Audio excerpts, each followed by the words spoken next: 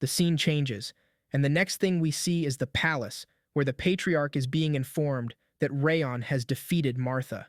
The red-haired elf is the one breaking the news to him, and he points out how our boy completely defeated Martha, even though she's been training her aura for more than 4 years. Overall, the instructor summarizes the event as an unbelievable feat, and it turns out that the man sitting on his throne feels the same way. He admits that the flames he saw that day were beautiful, and the force of the powerful move was incomparable to its size. Not to mention, he's almost completely certain that everyone in the family is already aware of the situation. With this in mind, he tells the instructor to guide the hero so that he doesn't get full of himself. And of course, the elf is more than pleased to perform his duty. But even though the patriarch is very impressed with his son's feat, he's also very concerned about Martha, who had to suffer a crushing defeat, so he asks how she's holding up. Her instructor admits that the girl was a bit shocked at first, but also confirms that her injuries are completely treatable. While they're still discussing, we see that the girl in question is still brooding in her room after her loss. Her injuries might be minor, but it looks like the emotional damage isn't something they can ignore. Outside, we see our blonde hero trying out something with a beautiful flower in the garden, but while he's at it, his blue companion yells at him not to hurt the flower, and even threatens to freeze him to death if he doesn't do better. In response, Rayon bluntly tells Wrath that the flower won't even do anything, and then tells the blue creature to stop acting like he's so strong. However, Wrath insists that their plan isn't working because of the kid's stupid elemental resistance, so Rayon smugly hits back, saying that he's glad the blue creature is aware that this isn't worth trying. The scene suddenly shifts to the night after Martha's defeat, and we see that our boy receives the miracle medicine he won from the bet. It turns out that the substance greatly increased his stats. His fourth ring of fire was formed as well, which greatly increases his strength, stamina, and agility. On top of that, his decreased athleticism and monosensitivity vanished. His legendary senses also increased and became 2-star proficiency. Overall, Rayon feels that all of the efforts until now just took effect because of the miracle medicine. A lot of things were improved, but the most significant thing was his water resistance, which was increased to 4 stars. Because of this new upgrade, most of Wrath's outbursts had become more like jokes to him. Either way, we learn that he came to the garden since it's his last day of rest. And while he's tending to the flower we saw earlier, Wrath continues to rant and yell at him, while insisting that he knows the best way for Rayon to do it. However, just like our boy said earlier, all of the blue creature's outbursts have become more like jokes to him, so he just ignores him and wonders why he even has to deal with his annoying lectures while gardening. Of course, Wrath doesn't stop trying to control him, so while he's demanding that Ron use his hands to work, the blonde hero starts to actually wonder how the magical creature knows so much about gardening anyway. His thoughts are interrupted when Wrath suddenly answers him by revealing that he used to fill the gardens with ice flowers when he was in the demon realm. The blue guy goes on to praise himself, claiming that the demons even used to revere him for his skills, but while he's still bragging, Ron gets distracted. The cause of the distraction turns out to be Martha, who just entered the garden with a scowl etched on her face. Our hero gets a bit uncomfortable when he sees her, and it gets even more tense when she just stares at him without saying a word. Seeing this, Ron breaks the silence by asking her why she's come, since he knows she didn't come to fight him. However, she stays mute, and it makes him wonder if she's not as mature as he thought. He thinks to himself about how childish she's being, but he tries to shake off the thought so he doesn't upset her even more. That's about the same time she finally reveals that the reason she's come is to challenge him to another fight, and in response, our boy simply admits that it's a pity she still hasn't accepted her loss. But the girl quickly counters him, insisting that she has acknowledged her loss. However, she claims that she doesn't understand how she lost in the first place, so she's come back to him to find out. When she's done making her point, Ron asks her what he would get in return if he fights her, which takes the challenger off guard. Seeing her shock, he informs her that it's customary for the loser to at least bring a gift when coming to challenge the winner.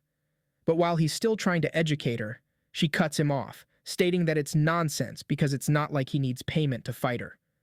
Unfortunately for Martha, our boy is ready to go very low in this conversation, so he informs her that he requires payment. At this point, she starts to panic because she fears that Rayon doesn't even want to fight.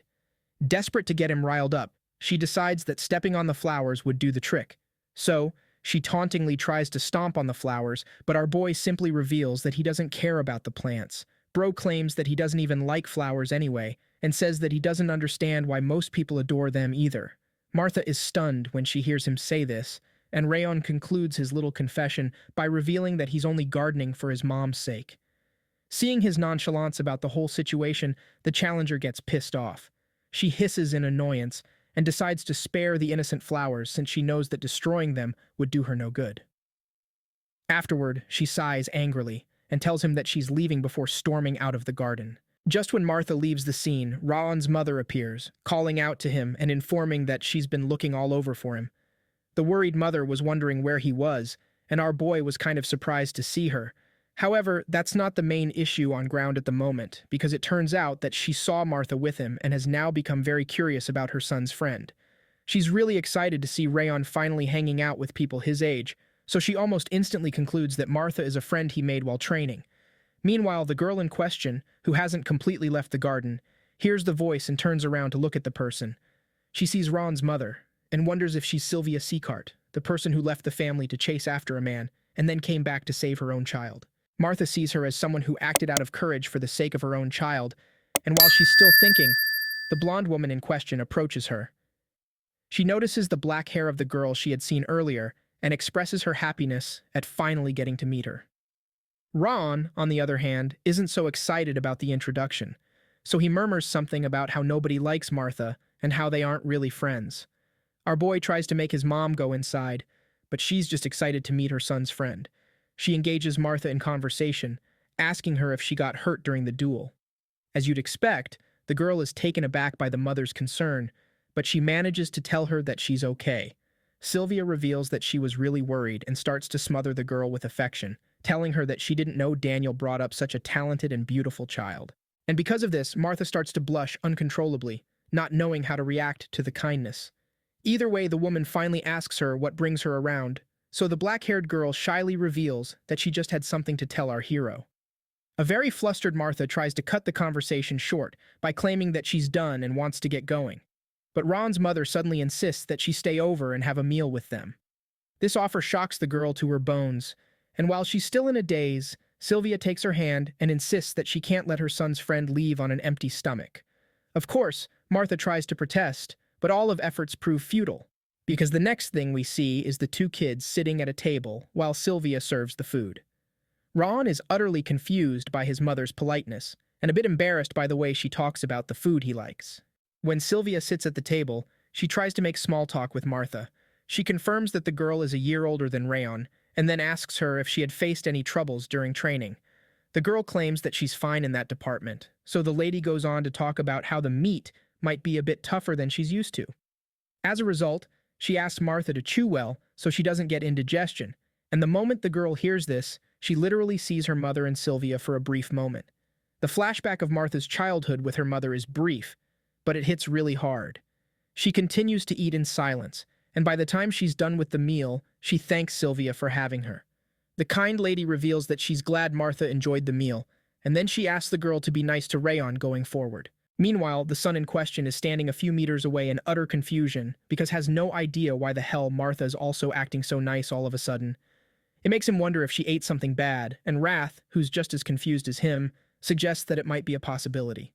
Later, while walking home, Martha thinks about the meal and concludes that Ron must think she's crazy. However, Sylvia's eyes look just like her mother's, and it made it impossible for her to reject the offer. Martha thinks about how her hair color, face, and voice were all different. But despite that, she could really feel the warmth of her own mother from Sylvia. We suddenly learn that after Martha's real mother was kidnapped by the White Blood cult, she was adopted by Daniel, and from that day, she vowed that she would never lose until she found her mother. Since then, she had done everything to keep that promise, but that was until she lost to Rayon. Martha knows that the Zygartes adopted her for her talent, so she fears that she might get kicked out if she keeps losing. It seems that her father is a soft person, but the girl starts to wonder what would happen if it's all an act. If that's the case, then it would mean that she would lose all hope of finding her mother. This is why she is so hard on herself, because she thinks in her mind that she's never allowed to lose. When Martha gets home, she's met by a messenger who's been waiting for her because he has a message for her from Daniel. The young lady is shocked to see the letter that her father left for her, and the messenger claims that it was probably written right after the duel. In the letter, we see her father congratulating her on her first loss, reminding her that one loss doesn't make her a loser. He encourages her to think about what made her lose and improve on it, rather than get worked up about the defeat. In the end, he wishes that he could be there to comfort her and apologizes for how long his mission is taking him. But he also assures her that he loves her and that he's still looking for her mother with the best of his abilities. The note closes with him telling her to hold on because he hasn't given up on her. After reading the note, Martha seems rather cold about it and simply tells the messenger to inform her father that she'll keep his words in mind. The moment she enters her room, she resumes beating herself up about the loss. The girl thinks that the defeat was really pathetic, because it wasn't even a result of her letting her guard down or something. Troubled and frustrated, she stands in front of her mirror and picks up a knife, deciding that she has to acknowledge her loss and move forward. Martha insists that she can't bring shame to her father, so she cannot pretend that her defeat never happened. As such, she decides that she has to mark the event and improve upon her mistakes, and ensure that she won't be ashamed to see her father. With this in mind, she begins to cut her hair with the knife, and by the time she's done, she decides that it's time to set her mind straight so that she can let go of her stupid and pathetic past. Martha then stares at her new appearance in the mirror and vows that she will become stronger than ever. The next day, when she arrives at the training ground, the other students can't believe how different she looks, but she just ignores all their murmuring and heads straight down to where Ron is sitting. Our boy is also quite shocked by her change in appearance, but she doesn't even give him a chance to ask anything before stating why she's come to see him. The young lady suddenly admits that she knows an apology won't make up for the way she's treated him in the past, but she assures him that she's going to keep her promise. As you'd expect, Rayon has no idea what she's talking about, so he reluctantly asks her what she's trying to say. In response, the girl begrudgingly admits that she's talking about the deal they made before the first duel, where the loser is supposed to obey the winner. As much as it pains her to say it, she admits that it's the reason she came, and then quickly storms out of the place before her ego can take any more damage. Once she walked away from him, Rayon calmly processes everything that she just said and thinks about how random and unexpected it was. Regardless, he's quite sure that she's not going to act so docile just because of the promise, and it makes him think that she might actually have changed a lot in such a short time. As such, Ron starts to feel that Martha might actually be a lot more mature for her age. However, this conclusion gets proven wrong immediately, when he sees the girl in question kicking one of the other students for getting in her way all the time. As he witnesses her kick the shit out of the green-haired weakling, he realizes that she probably only changed towards him. After that scene, the next thing we see is that the new year has arrived. Right from the start, there have been many small changes, and it's mainly because of Martha's promise. Everyone initially felt that her ego wouldn't let her keep the promise, but she proved them all wrong by actually obeying our hero. Some other changes include the fact that Byrne finally learned to be more patient with other trainees, and that Lunan was still a bit dazed out, but her sword had gotten a lot more precise. All of these changes are really good for the students, but the most important one is the fact that Rayon now trains every day, so he can be ready to give us all. As you can imagine, this constant training only makes him more powerful than he already was. Some of the other students stare at him in astonishment when they see that he has already completely mastered a technique that he was taught the previous day. They start to wonder if he already knew the technique, but quickly remember that it's kind of impossible. The most baffling thing about Rayon's sudden mastery is that he was just standing still with his eyes closed when the technique was being taught. As they watch him do his thing, the other students start to believe that our hero's posture might even be better than the instructor's. The elf overhears them talking about this, and after seeing Ron's technique for himself, he knows that he can't really argue about it. The scene shifts, and we see him talking to the patriarch again on top of a cliff, claiming that his son is a real monster who defies all logic. At this point, the patriarch gets a little upset that the instructor keeps talking about Ron, but the red-haired elf laughs it off, replying that he shouldn't pretend like he's not also curious about the kid. Either way, his focus turns to the compound below when he notices that the employees around the main building seem a lot busier of late, so he asks if the patriarch is preparing anything special. That's when he finds out that there are people visiting soon, and when he asks who they are, he learns that the envoys from the Orwyn Patriarchdom are set to arrive in a few days. The Orwyn happens to be one of the 6 Emperor's 5 demons, and they are also one of the few forces that are close to the Ziegharts. These guys are basically a patriarchdom of knights, who prioritize the importance of swords and martial arts over everything else. Hearing this, the instructor asks who the envoy representative is going to be, and the patriarch claims that they said it would be the third prince. However, he has a strong feeling it would actually be Duke Tartan. A frown appears on his face to show that he doesn't like this Tartan dude very much, and even the elf admits that he's shocked to hear that the psycho really became a duke. He also comments that the third prince must be the same age as Rayan or Biren, but the patriarch just plainly states that he doesn't know. He tells the instructor to ensure that the trainees are behaving, and the latter is shocked that their training halls will also be visited. That's when he's informed that the third prince is coming with the Patriarchdom's trainee knights, and as such, they'll want to watch the swordsman in training. So, the patriarch summarizes everything by telling the elf that they can't afford to embarrass themselves. But while he's saying all of this, the instructor is distracted by the thought of Orwyn's third prince being the same age as Rayon and the other students. The patriarch sees the elf getting amused and accuses him of scheming again, which the instructor doesn't even deny. Later, he rejoins his students and informs them of the new development, so they're equally shocked to hear that Orwyn Knights will be coming at their training grounds. The instructor reminds them that the envoy is already on the way and then informs them that the third prince would like to spar with them. As you can imagine, the trainees get nervous because of the sudden news, but the elf insists that he's always reminded them that a swordsman should be prepared at all times, even in their sleep.